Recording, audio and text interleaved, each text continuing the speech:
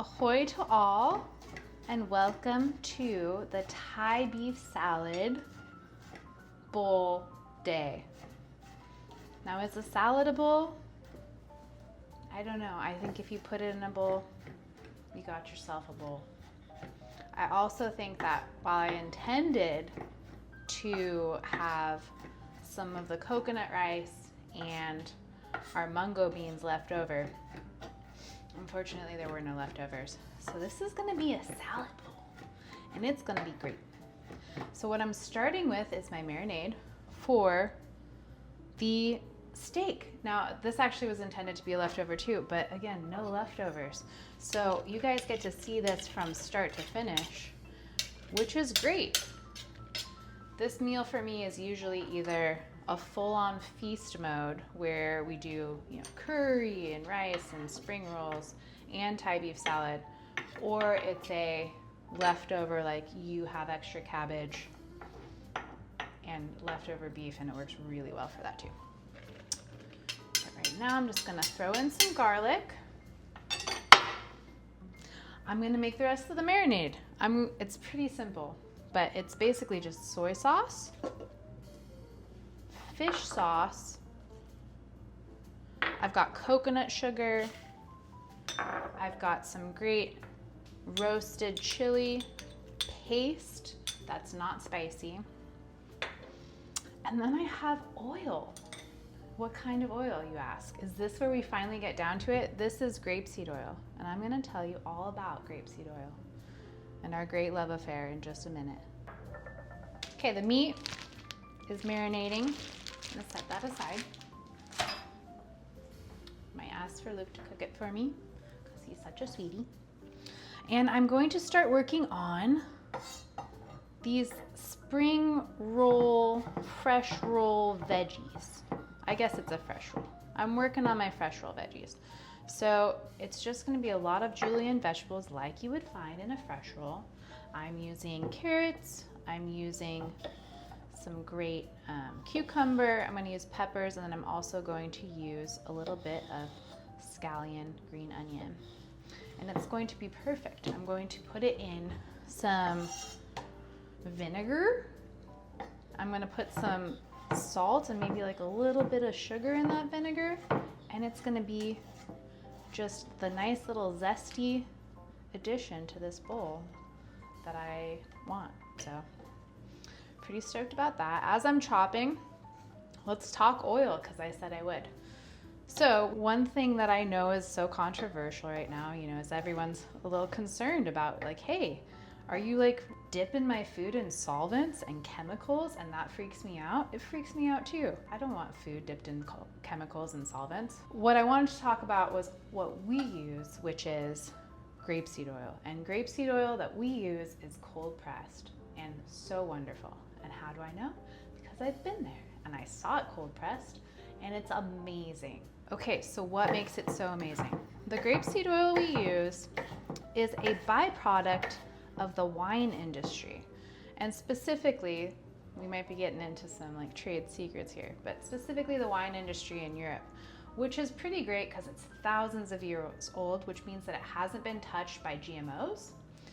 And you'll notice that, like, the organic certifications, there's a lot of certifications that don't really matter to them over there because they've just been making great wine for millennia, for such a long time.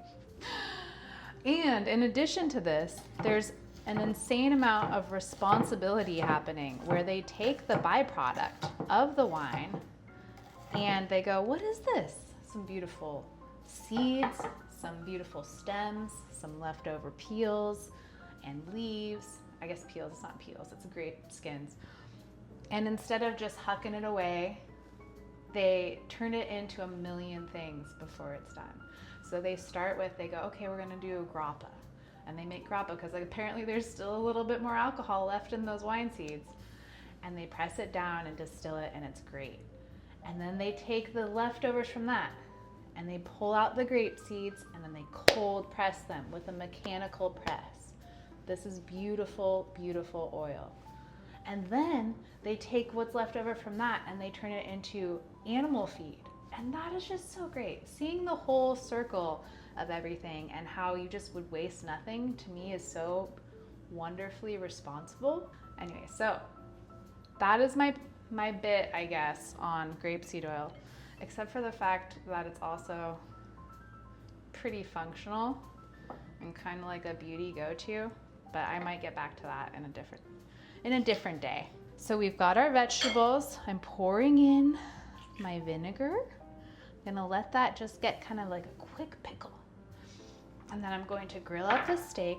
I'm going to slaw this cabbage. You can use really any cabbage you want, but my family won't allow me to use any cabbage but the red cabbage, which I don't know what I did to deserve that, but that's where we are right now. And then I'm gonna show you how to make basically like the easiest bowl, which if you have leftovers, this thing is like so fast.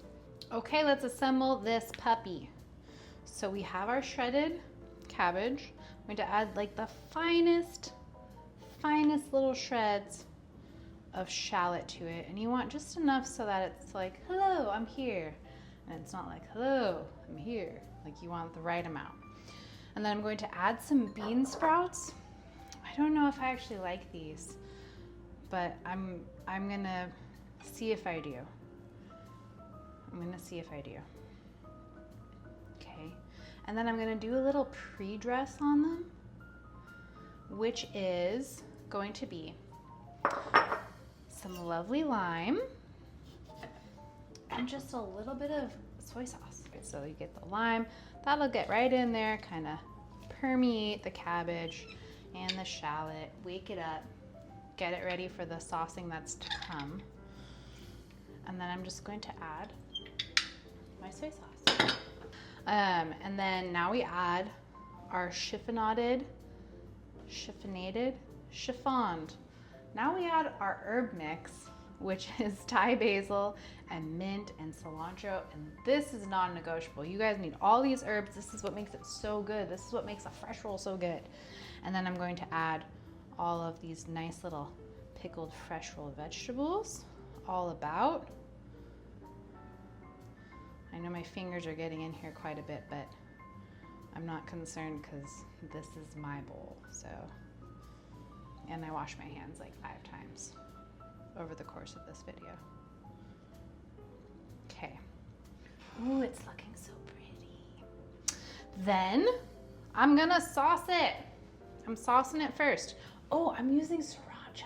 Isn't that so great? This is kind of a tease because it's not available everywhere, but if you can get your hands on it, some Sriracha Bitchin Sauce, you can use that on many, many things.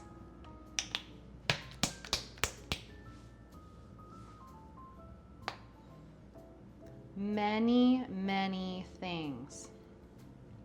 Wow. Oh my goodness. And then I have my flank steak, which I'm gonna just take the pieces and artfully fan them across my bowl. This turned out really nice.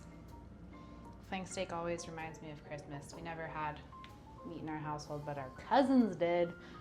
And they always did this flank steak, and it was like, so jealous.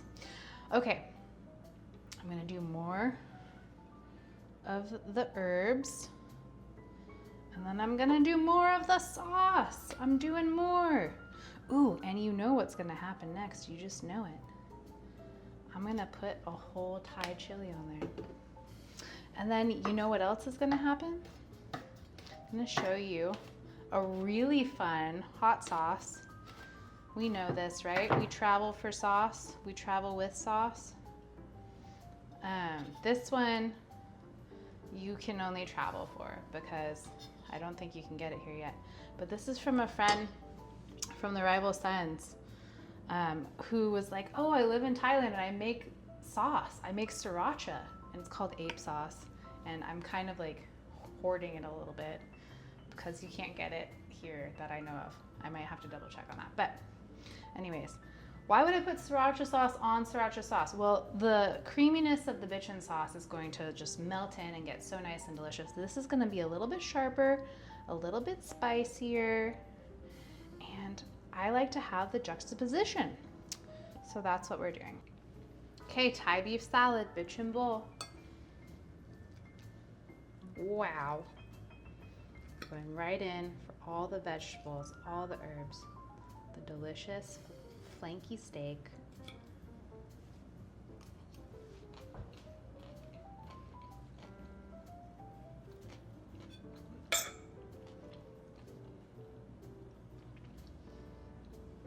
It's so fresh and so flavorful. It like punches you in the face. Some of that might be the ape sauce. I'm getting punched with a nice amount of heat, which I love, but also just the freshness. It's like limey and